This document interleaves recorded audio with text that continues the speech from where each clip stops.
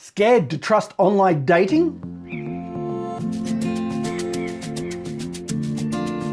Welcome to this week's Ask Jay. I'm Jason J. Mayer, your relationship coach, answering your relationship questions.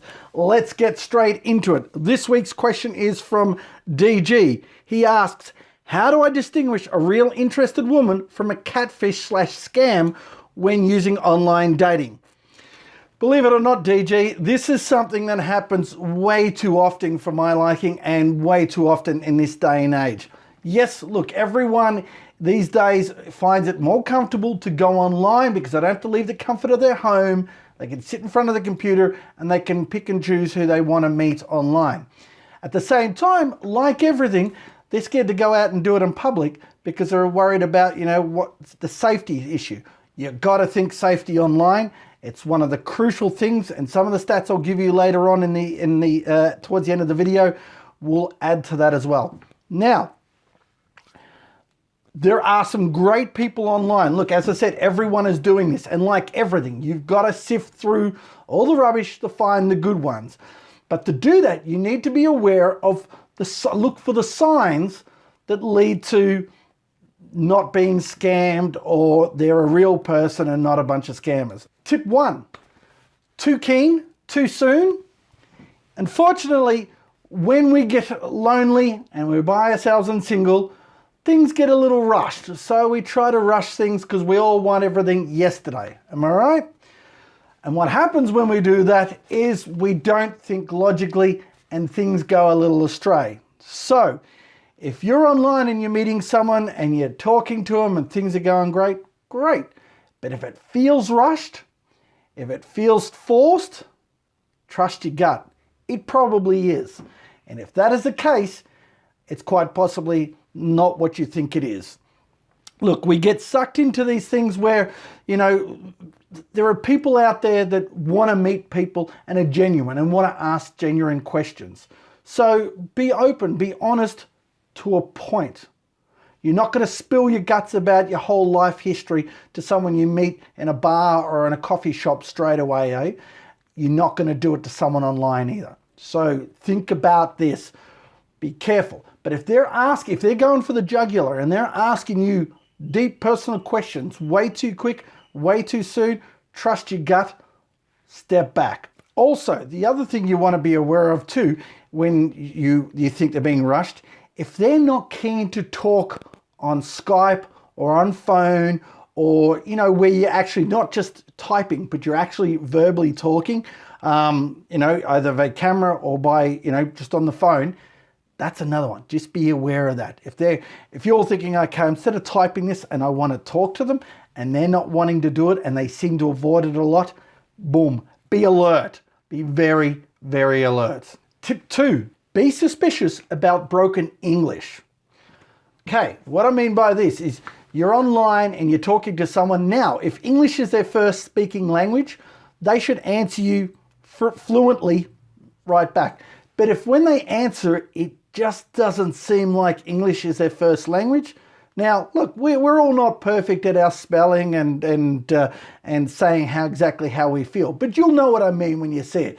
It looks like it's either been computer generated or it's from someone of a different language. A lot of scammers are not from English-speaking countries, or they're not from where you're from. They're usually from a lot of other countries where they're speaking English as a different language, and they're going to reply a little oddly. So if this is the case, be aware. If you ask them a question and they don't answer the question directly back, doesn't seem right, it's not. Stand back. I tell you now, you'll spot it. You'll be typing away and you'll ask them a question, and their reply comes back and you're like, light bulb should be going off. And tip 3, this is the biggest thing, and this is the scariest part I want you to be aware of. If you're going to take one tip out of these, this is the one you've got to worry about at the moment. Tip 3, direct or indirect request for money. Now, if there's a tip out of these 3 you're going to take and you're going to do, this is the one I want you to take priority over the other 2 at the most, and I'll tell you why after I give you this tip. If you're talking to someone and if there's ever a chance or mention of being broke or struggle with money or something is needing to be done and they need money, it is a setup. What happens is, look, these scammers that are out there, people that are really wanting to scam you, they are relying on your loneliness. They're relying on your good-heartedness. They're relying on your good nature. And either, there's two things. They're either going to directly or indirectly ask you for money. Maybe, they're behind with the rent. They need to pay for a passport. They need to pay for tickets to come and visit you. Maybe they need to, a friend's got surgery or they're sick themselves. I even had someone recently say to me that they said that they're in an abusive relationship and they need money to get out. Now, yes, there are people in all these situations, but you're not there to rescue them. You're online to meet someone who is wanting to meet their love of their life. And if they're online and they're trying to some way meet you, but they want money from you, no matter what it is, I need you to realize this now. Don't, no. Don't do it. Don't even if they lead you, in a indirect way, they lead you in a way where they're in a situation where, oh, look, I'm struggling and I just, I can't really do it, but I just have to get by. They're doing it in a way for you to then offer the money. And I'll tell you now, right now, I can name 15 people, 12 males, 3 females in the last 5 years, including myself, which was about 7 to 10 years ago, that have been in a situation where someone has tried to scam them out of money through online dating. That's only the start of it. So if you find that they're directing or indirecting, I've even said myself to some people that when they've met them and I've thought, is this a scam or not? I've said straight away, if you're going to ask for money in any way, shape or form, end the conversation now, because I'm not into it. So you've got to be aware, you've got to be proactive, and you've got to be aware of this. Okay, so if it's anything to do financially that they are trying to lead you to give you some money or get you to give them some money or help them with money or even send them stuff. I've had someone say, send them a phone or a laptop or send them tickets to come fly back. You think it's the right thing because it's tickets. No, it's a scam. Be aware of this. So, as I said before, the 3 things you need to be careful of. Are they too keen too soon? Are they be very suspicious about broken English and non-direct answers? And also any indirect or direct request for money or financial help or gifts. Keep those in mind. Look, to round this up really, there are some really great people online. I mean, look, I met my beautiful partner online and I know stacks of people who have done it. So the chances of it happening is quite high of you finding someone great.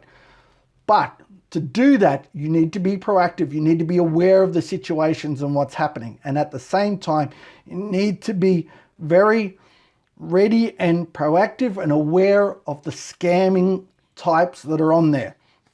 When I was talking about when I was answering this question for DG Online recently, I did a little research on stats when it comes to scammers. And the scary part about it, this is just a scam. This is just a survey through what in our country, the ACCC. They do reports on and statistics on all sorts of things. And this is called ScamWatch.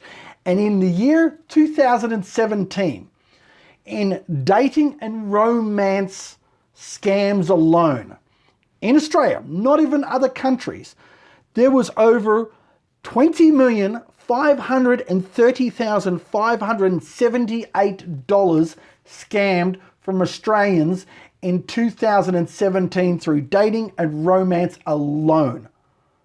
That is scary. That was a total of 3,763 reports of it, or 23.5% of financial losses were through online scam and dating related scams.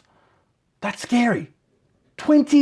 Over $20 million in this little country alone. In America, it's like 2 to 3 times more. In England, in South Africa, and everything else, it's just ridiculous the amount of scams in relation to dating and romance scams. Is just phenomenal. Don't be one of those people. There are some amazing people, some beautiful people out there, because we're all online now. This is how we do everything. Look, you're watching me online right now. So, yes, you will find love, but at the same time, you need to be aware of the ones out there that are not after love and are just after just getting what they can out of you. You know, there's so many stories.